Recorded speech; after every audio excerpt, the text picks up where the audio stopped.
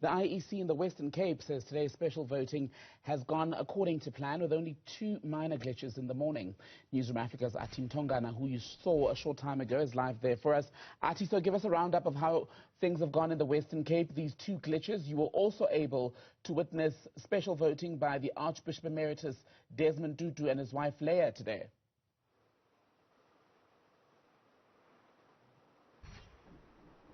As usual, the Archbishop Emeritus Desmond Tutu and his wife Leah were visited by members of the IEC, officials from the IEC who helped them cast their ballots this morning. Of course, they had a moment where they momentarily stepped out of the house just to wave for members of the media who were camping outside waiting to see them, of course. And then we headed off to Pinelands, where the Federal Council chairperson of the Democratic Alliance, Helen Zille, also cast her ballot there, saying that she's confident that the Democratic Alliance will retain the Western Cape.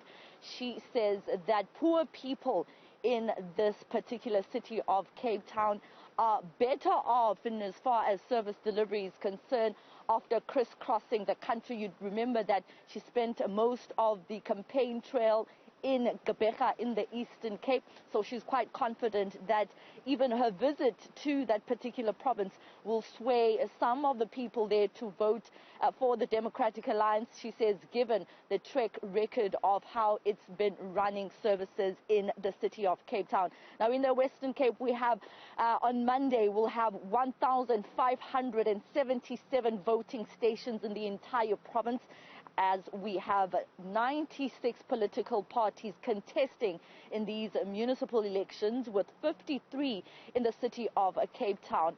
Some of those are the economic freedom fighters, and Godrich Gardee from the EFF joins me now. Gardee, you have been deployed by the party in this province.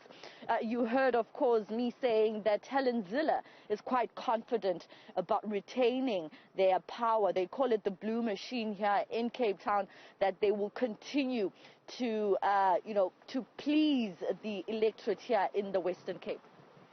Well, I think she is living in another dream world, because indications are that in 2016 the DA got 67% in the Cape Metro alone. In 2019 the DA got 55% in the Cape Metro alone. And in 2021 we look forward to the DA actually falling between 38 and 42%. She actually said that the choice here for the electorate in the Western Cape is only between the DA and the ANC, completely not even looking at other political parties such as the EFF.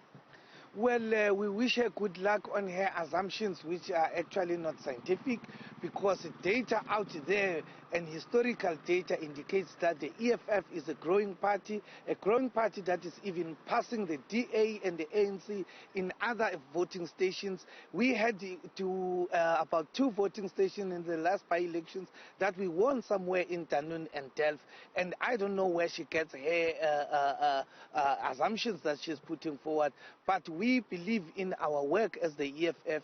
We've been to every house here in the Western Cape. We have been in every house here in the Cape Metro. We know the living conditions of our people in Kukuletu, in Langa, in Nyanga, in Khayelitsha, in Philippi, and everywhere in the informal settlement. And we resonate with the message that they actually give us back, that they want change in the Western Cape. Would you be open to coalition? Well, the president has actually made mention that we should put aside our pride and work together, because the issue of service delivery is an issue. It's not a political call for point scoring, cheap politicking for no apparent reason when our people are actually suffering. Before I let you go, quickly, what are you going to do then for the people of Cape Town in these communities that you've just mentioned in as far as service delivery is concerned? We have to restore the dignity of our African people. The issue of porta-porta, the mobile toilets, the filth that is found there, the blocked drains, the sewage spillage that is all over Langa, Kukuletu, Khayelitsha, and Nyanga. We need to deal with it and actually provide decent housing to our African masses in the Western Cape, and in particular the Cape Metro. You've been accused of pushing people to go and occupy land illegally, growing the informal settlements in the Western Cape. Well, actually, our people were pushed away from Cape Town into Transkei, Sky, KZN, and the hinterland of South Africa. Our people are reclaiming their land, and we should actually encourage them to expropriate the land without compensation, because the law very soon will be on their own side. Our people need land. It can't be said you can't criminalize people who are landless, who are homeless, who actually need the land, whilst the whites are actually owning the mass of the land of the Western Cape and the Cape Metro in particular. Thank you so much for your time, Godrich Gardee from the Economic Freedom Fighters. Well, tomorrow the special voting continues ahead of the 1st of November, when citizens across the country head to the polls to cast their ballots.